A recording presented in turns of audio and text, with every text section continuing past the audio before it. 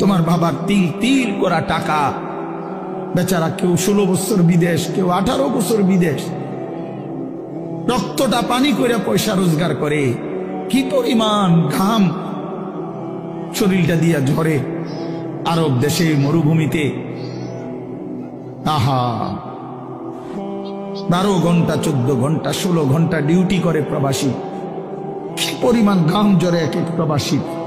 প্রতিটা টাকার মধ্যে, প্রতিটা দিনার দিরহামের মধ্যে, প্রতিটা রিয়ালের মধ্যে ঘামে ভিজা, ঘামে ভিজা।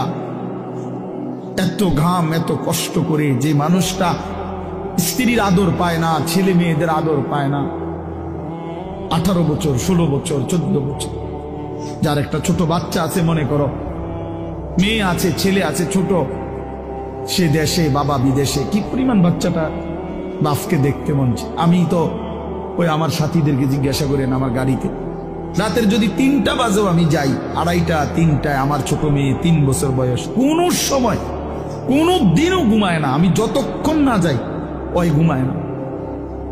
একটা দৌড় দিয়া দরজা সে খোলে, কলিং বেল টিপ দিলেই সে বোঝে আব্বু আসছে।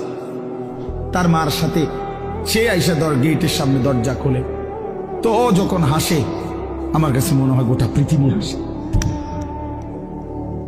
তো এমন আদর যেই বেচারা বছরের পর বছর কোরবানি করে দিছে সন্তানদের জন্য, একটু মুখে হাসি ফুটাবে স্ত্রীর জন্য, তো সেই বাবার সন্তান হয়ে তুমি এইভাবে জীবন শেষ করে দিলা। এটা ইনসাফ হলো ভাইয়া? বলো বাবা, বলো। প্রিয় বন্ধু আমার, বাপ আমার, সন্তান আমার, ছেলে আমার, কিশোর নওজোয়ান, আমি এক ফেরিওয়ালার মতো চিৎকার করে বললাম যে নিজেকে নষ্ট করে দিও না ভাই। আখলাক বড় সম্পদ, চরিত্র বড় সম্পদ। নারীর আসক্তি, জিনা ব্যভিচারের দৃশ্য, উলঙ্গ দৃশ্য, নারীর লোভ, বিশ্বাস করো তোমার দুনিয়াও শেষ করে দিবে, আখিরাতও শেষ করে দিবে। আল্লাহর নবী বলছে ফাত্তাকুদ দুনিয়া ওয়াত্তাকুন নিসা। আল্লাহর নবী বলছে উম্মত, দুনিয়ার ধোঁকা থেকে বেঁচে থাকো, নারীর ধোঁকা থেকে বেঁচে থাকো। বেপর্দা নারী, হারাম নারী, যে নারীকে দেখার তোমার অনুমতি নাই, ওর হাসি মূলত হাসি না, আগুন। ওর রূপ যৌবন মূলত যৌবন না, ওইটা জাহান্নামের কয়লা, আগুনের কয়লা, ওই তোমারে বরবাদ করে দিবে। আল্লাহর নবী সাল্লাল্লাহু আলাইহি সাল্লাম বলছে যুবক, যদি কষ্টই হয়, যদি কষ্ট হয় যৌবন ধরে রাখতে, তাহলে ফাআলাইহি বিসসাওম, রোজাই রাখো, রোজা রাখো, রোজা রাখো। ফাইন্নাহু লাহু বিজাউন, কেননা রোজার মধ্যে যৌন শক্তি প্রতিরোধের প্রতিষেধক আছে, অ্যান্টিবায়োটিক। রোজা রাখো। আল্লাহ নবী সাল্লাল্লাহু আলাইহি ওয়াসাল্লাম ইয়া মাশারাশ শাবাব, ডাইরেক্ট ডাক দিছি, ইয়া মাশারাশ শাবাব, হে যুব সমাজ। কি মজাদার শব্দ, নবীজি নিজে বলছে, যুবককে আলাদা বলছে, হে যুব সমাজ। মান ইসতাতাআ মিনকুমুল বাআতা ফালিয়াতাযাওয়াজ, যার বিবাহের সামর্থ্য হয়েছে, 1 নম্বর হলো আর্থিক সামর্থ্য, 2 নম্বর শারীরিক সামর্থ্য, তো তুমি বিবাহ করো। ফাইন্নাহু আগাদ্দু লিল বাসার, বিবাহ তোমার চোখ নিচের দিকে হেফাজত করবে। ওয়া আহসানু লিল ফারজ, লজ্জাস্থানকে পবিত্র রাখবে গুনাহ থেকে। ওমান লাম ইস্তাতি, আর যদি কেউ এই মুহূর্তেই পারতেছো না, পরিবেশ পারিপার্শ্বিকতা সব মিলাইয়া বিবাহের সময় এখনো হয় নাই, কিন্তু নিজের যৌন চাহিদা আছে, নিজের ভিতরের কামনা বাসনা আছে, এটা তো বন্ধ করে দেওয়া যাবে না। এমন কোনো ট্যাবলেট দিয়া বেলে যে তার যেন আর কোনো শারীরিক কোনো যৌন চাহিদাই যেন না থাকে, এমন ইনজেকশন দিয়ে দেন না, তাহলে তো মুশকিল, এটা বিপদ। এটা তো আল্লাহ প্রদত্ত, আল্লাহ প্রদত্ত। অতএব আল্লাহ নবী বলছেন ফাআলাইহি বিসসাওম। তাক ওদিকে তাকায়ও না ভাই, এত মানুষ সবাইরে বুঝানো সম্ভব না, কিছু পাগল ছাগল ফালতু গুলা থাকবে, এটা এত তান টোহাই আলাম তো যে দূর শুনছে দূর। আমি এত সংখ্যার চিন্তাও করি না, মানুষ হয়েছে 10 কোটি, হ্যাঁ, আল্লাহ কইল আমি নিলাম না, কথা বুঝছেন? মানুষ হয়েছে 50 লাখ, আর কি সব আমার আলগি দিয়ে মনে করেন 4 রাস্তার মাথা নিয়ে হতায় দিয়ে আইছে। আল্লাহ বলছে আমি আনিস তোমার নিলাম না, খালি তো লাভ হইল কি? এই জন্য এটা কোনো বিষয় না। তো আল্লাহ নবী বলেন ফাআলাইহি বিসসাওম, তাহলে তুমি রোজা রাখো, ফাইন্নাহু লাহু বিজাউন, এবং এটার মধ্যেই তোমার জন্য প্রতিষেধক রয়েছে। সবর করো, রোজা তোমাকে সবর করতে শিখাবে, রোজা তোমার চরিত্রকে পবিত্র রাখতে শুরু করে শেখাবে। এটা রাসূলুল্লাহ সাল্লাল্লাহু আলাইহি ওয়াসাল্লামের নববী প্রেসক্রিপশন, এটা নবীজির প্রেসক্রিপশন, নবীজির ঔষধ। তো আমার বলার উদ্দেশ্য এই আয়াত আমি এই জন্য পড়ছি যে আলহামদুলিল্লাহ নিজেকে চরিত্র গঠন, তোমরা যারা কিশোর, নওজোয়ান, যুবক, তোমরা যারা এখনো অবিবাহিত, তোমাদের কাছে বন্ধু অনুরোধ, চরিত্রের হেফাজতের নিয়তে, অভ্যস্ত বানাবার নিয়তে, নিজের আখলাকের পবিত্রতার নিয়তে মাহে রমজান সামনে, মাহে রমজান সামনে।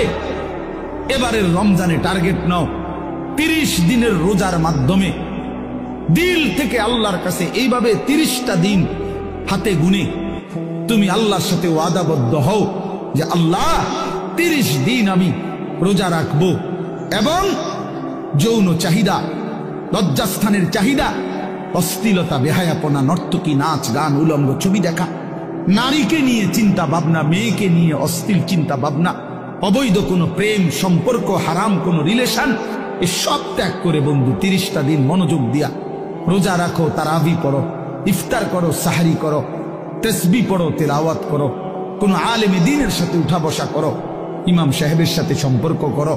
ইনশাআল্লাহ দেখবা আল্লাহ চাহে তো 30 দিনের মাথায় আল্লাহ বলেন লাআল্লাকুম তাত্তাকুন, আমি আল্লাহ ওয়াদা দিলাম মুমিন তোকে মুত্তাকি বানিয়ে দেব। কে আমাকে বানাইলেন, কোত্থেকে আসলাম, কেন আসলাম? যিনি আমাকে বানাইলেন সেই মহান মালিক আমার, তিনি কি জন্য বানাইলেন? আমি যা করছি এটাই কি তিনি চাচ্ছেন কিনা, আর তিনি যা চাচ্ছেন আমি তা করছি কিনা?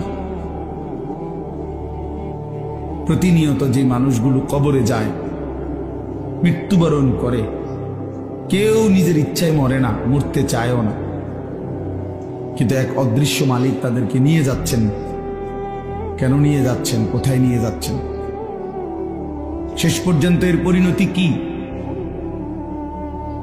আমাদের গন্তব্য কোথায়, মঞ্জিল কোথায়, এই বিষয়গুলো নিয়ে ভাবা, ফিকির করা, এটা অনেক বড় নিয়ামত। আর শুধু দুনিয়া খাইলাম, ঘুমাইলাম, পেশাব পায়খানা করলাম, যৌন চাহিদা পূরণ করলাম, লজ্জাস্থানের চাহিদা পূরণ করলাম, যা মন চাই তাই করলাম, প্রিয় ভাই, এটা কাফির মুশরিকদের স্বভাব। কোরআনুল কারীমে স্পষ্ট আছে, আল্লাহ তাআলা বলেন কাফিরদের কথা হলো মা হিয়া ইল্লা হায়াতুনাদ দুনিয়া, জীবন বলতে আর কিছুই নয়, শুধুই দুনিয়া, এটাই জীবন। নামুতু ওয়া নাহিয়া, মরছি, বাঁচতেছি, কেউ মরে কেউ বাঁচে, এই জীবন। খাইয়া পয়রা দুনিয়া, ভোগ বিলাসিতার দুনিয়া, চাওয়া পাওয়া, প্রাপ্তি অপ্রাপ্তি, সবটাই দুনিয়া। আল্লাহ তাআলা কোরআনুল কারীমের মধ্যে বলেন এটা কাফিরদের কথা, ওয়াকালু মা হিয়া ইল্লা হায়াতুনাদ দুনিয়া। তাহলে বেঈমান, নাফরমান, কাফেরের কথা এটা যে জীবন মানে শুধুই দুনিয়া। আর কোরআনুল কারীমে আল্লাহ বলছেন জীবন মানে কোনটা? এটা তো কাফেরে না বলে যে জীবন মানে কি দুনিয়া, আর আল্লাহ বলেন জীবন মানে কি ওয়া ইন্নাদ দারাল আখিরাতা লাহিয়াল হায়াওয়ান। কোরআনুল কারীমে আল্লাহ স্পষ্ট বলছেন, বান্দা শোনো, নিশ্চয়ই আখিরাতই হচ্ছে জীবন, লাহিয়াল হায়াওয়ান, আখিরাতই হচ্ছে জীবন। ওমা হাদিহিল হায়াতুদ দুনিয়া ইল্লা লাহবুন ওয়া লাইব। আল্লাহ তাআলা বলেন, এটা একটু নামাইলে ভালো আছে, অপারেটর ভাই একটু নামাই দেন, সামনে একটু উঁচা মনে হতেছে, দেন ছেড়ে দেন। আল্লাহ তাআলা বলেন দুনিয়ার জীবন বান্দা আর কিছুই নয়, ইল্লা লাহবুন ওয়া লাইব, শুধুই তামাশা, শুধুই খেলাধুলা। তাহলে আল্লাহ বলছে দুনিয়া খেলাধুলা, দুনিয়া তামাশা, তাহলে জীবন কোথায়? আখিরাত। জীবন কোথায় বলেন? আর বেঈমানের কথা হলো জীবন কি? খালাস। অতএব ইমানদার এবং বেঈমানের মধ্যে নিজেকে বুঝে নেওয়া উচিত, নিজের পরিচয় নিজেই তালাশ করে নেওয়া উচিত। আসলে আমি ইমানদারদের অন্তর্ভুক্ত না বেঈমানের অন্তর্ভুক্ত? আমার মানসিকতা দেখলে, চলাফেরা দেখলে বুঝাই যায় কে ইমানের পথে আছে আর কে কুফুরির রাস্তায় আছে। এটা আন্দাজ করা যায়, এটা বুঝাই যায়। যার যখন যা মন চায় তাই করা। আমার যা মন চায়, চুল, জামা, শার্ট, প্যান্ট, হাঁটা চলা, কথাবার্তা, রুচি, আচার আচরণ, খাবার দাবার, লেনদেন, আয় রোজগারে কোনো হালাল হারামের পার্থক্য নেই।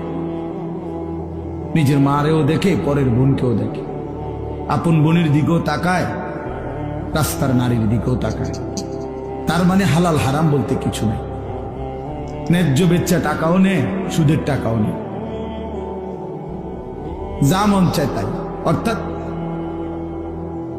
হালাল হারাম, জায়েজ না জায়েজের, আল্লাহ রসুলের বিধিবিধানের কোনো পরোয়া যে করে না, মনের ইচ্ছা মতো যে চলে, এর উদাহরণ আল্লাহ কোরআনে দিছে। ফাআতবাআহু শাইতান, দুইটা আয়াতে ওই দেখেন, মানে কিছু বেয়াদব থাকবেই। এই যে একজন, মানে কিছু ছেলে থাকবেই বেয়াদব, শেষ পর্যন্ত গাদ্দার। যে হুজুর আপনি নিষেধ করলে কিছু আমি শুনবো না, আমি কোনো সময় কারো কথা শুনি না, আজকে হঠাৎ আপনার কথা শুই না, আমি এই বেয়াদবি করবো কেন? এখন কেমন লাগলো? তুমি যে লজ্জা পাইলা, বলো বাবা, আমি কি সুন্দর করে বলছিলাম কিনা বলেন? প্রথম আমি অনেকেই নামায় ফেলছে, নামাইছে না, তো তুমি শুনলা না কেন? এখন তো সবাই দেখলো তোমার। এই জন্য এইটা একটা মানসিকতা, যে আমার মনে যা চাই তাই। এবার এখানে কারো বিধিনিষেধ মানব, আমি এমন মানুষ না। তো আল্লাহ তাআলা বলেন সূরা আরাফের মধ্যে আছে, ফাআতবাআহু শাইতান, শয়তান যার পিছে লাগছে। ওয়ালাকিন্নাহু আখলাদা ইলাল আরদ, পরের আয়াতে আছে যে এই দুনিয়াটাকেই স্থায়ী মনে করে নিছে। ওয়াত্তাবাআ হাওয়াহু, আহারে আল্লাহ, ওয়াত্তাবাআ হাওয়াহু, এবং যে মনের ইচ্ছা মতো, মনের চাহিদা অনুসরণ করে, তার মনে যা চায় তাই।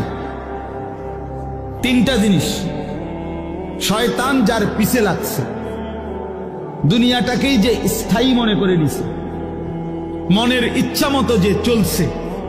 প্রিয় বাপ, সবাইকে বলি, আমাকেও বলি, আপনাদেরকেও বলি, আল্লাহর কসম কোরআনে বলছি, এখানে সব আলেম হাফেজ আছে, আর হাফেজ তো এনে বসাই, হাফেজ গড়ার কারিগর। তো আল্লাহ তাআলা বলেন এই আখলাক যাদের, ফামাসালুহু কামাসালিল কালব, কোরআন শরীফের আয়াত। আল্লাহ বলেন এই লোকের উদাহরণ হলো কুত্তার মতো,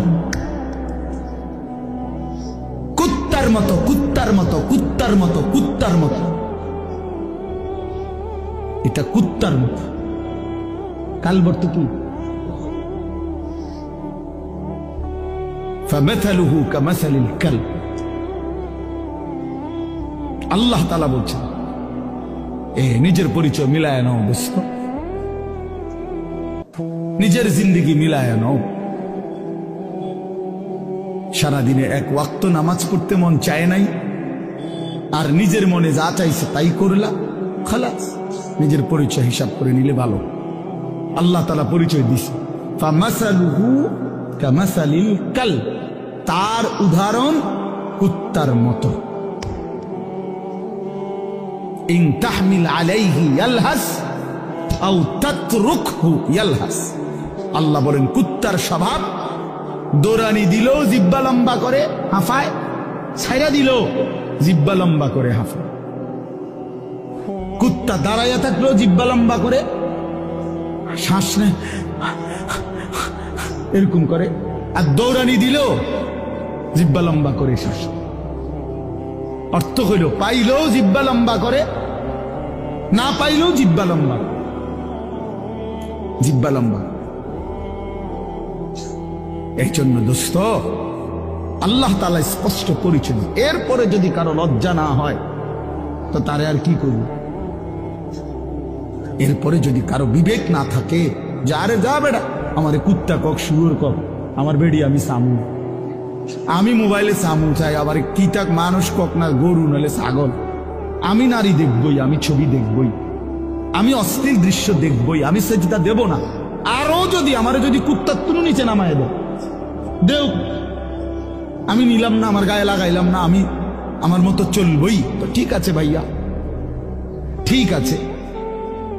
লাস্তা আলাইহিম বিমুসাইতির, আল্লাহ বলছে নবী আপনি কারো উপরে বল প্রয়োগকারী না।